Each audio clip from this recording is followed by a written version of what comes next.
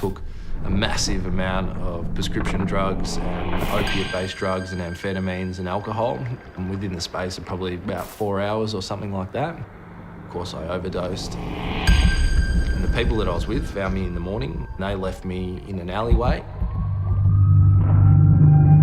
And I was picked up by an ambulance and taken to the hospital, where I was revived 3 times. This was where the light bulb moment happened, was that when I woke up in the hospital, the first thing that I did was rip all the cords out of myself and went straight back to the people that had actually left me in the alleyway and scored off them. And I used the drugs and walked away, and that was the first time that I sort of registered to me that I had a drug problem. During Jack's childhood or his adolescence, we were very much a basketball family. We spent our life getting up in the morning, going to basketball, driving to basketball at night, and spending a lot of time at basketball on the weekends. But that was something that he really was very interested in and extremely good at and talented, and really did have a real future in it if that was what he wanted to progress and do. I think as a person, I'm incredibly obsessive.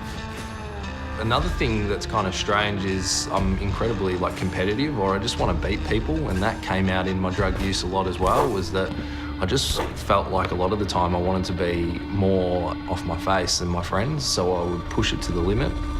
Looking back on it, not the whole reason, but I think that did contribute initially to my drug use.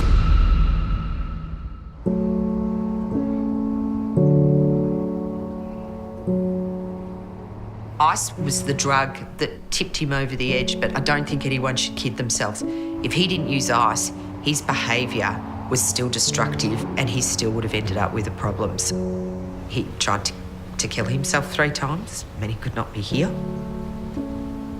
I think drug use and alcoholism, all of those sorts of things, takes people's soul from them. It's not really them, it's personality altering. And that's what it was for him. He became a completely different person.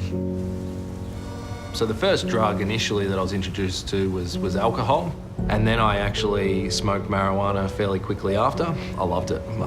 Yeah, I can still remember it as clear as day. And the thing that really stands out to me about it was that I loved it so much that we got up the next day and did it in the morning, and it sort of snowballed from there. And that's what all of my drug use and anything really that I've done in my life has been about, is that I do it and I like it, and then I just do it to the extreme. And when I was 14 was when I first sort of tried ecstasy or took an amphetamine-based drug, and again there I was up all night, and I came home to Mum's house at sort of 10 in the morning the next day, and she was like, "Where have you been? What's happening?" And I just slept all day, and that's really kind of how it went. It was just dabbling for a long time, but when I went to that new school and didn't have as much responsibility, and then eventually gave up basketball, that's where it really took off for me. In the year that he was using ice, he declined rapidly. And I mean, when I look back, he had shoes that were falling apart. He was filthy. He was 65 kilograms. I'd had to kick him out. I have a younger son, and at the time, Sam's 16 now, but at the time Sam was only 10 or 11. Jack's behaviour was very inappropriate and was dangerous. He couldn't be in the house. That's one of the scariest things about addiction for me, is the delusion and denial that came along with it. And yeah, just the simple progression from me playing basketball, dabbling in some marijuana and alcohol and ecstasy and things like that, to flash forward a couple of years, and I'm sort of your stereotypical junkie, if you like. If you use ice, you will end up with a problem. I don't care who you are. Whether it's the Prime Minister or the guy sleeping in Flagstaff Gardens, and anything in between. If you use ice, you're going to end up with a problem. Education is the key to this. Understand what you're dealing with, before you get involved. Drugs really have a personality, they completely change me. And the important thing that I tell people is that even though all that happened, I did get to a point where I didn't want to be doing it anymore, but I was just at that point I couldn't actually stop without some help and intervention, So that is the scariest part of it, is that, yeah, you may get into this spot of addiction and let all this stuff go that you care about, but then you get to a point where you actually don't want to be doing it anymore, but you can't stop.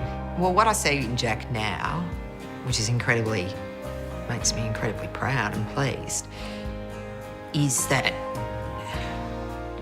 he's found himself. Sorry, that makes me sad. Sorry, don't get me crying. He's found who he is. He's happy within himself, and I suppose he's back to that kid that was kind and that everybody loved.